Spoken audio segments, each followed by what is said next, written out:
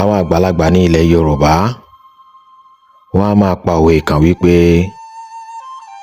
bó pẹ́ títí akálòlò yóò pe bàbá.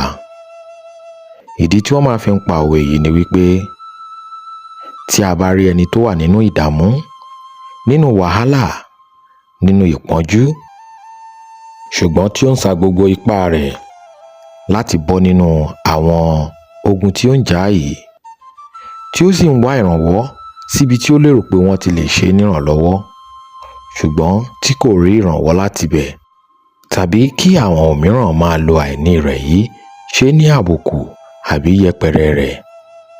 Onítọ̀hún yìí lè pa òwe yìí fún alámọ̀ràn rẹ̀, tàbí kí àwọn àgbàlagbà kí wọ́n fi pẹ̀tù sínú, kí wọ́n fi gbà á nímọ̀ràn wípé láìpẹ́ gbogbo ìlàkàkà rẹ̀ ó ń bọ̀ wá já sí ayọ̀ fún un, tí ẹnu rẹ̀ náà yóò tọrọ láàrin àwọn akẹgbẹ́ rẹ̀. Èyí tún ni díẹ̀ nínú ọgbọ́n àti òye àwọn àgbàlagbà. Ẹ jẹ́ ká fi eléyìí ká tún fi kọ́gbọ́n.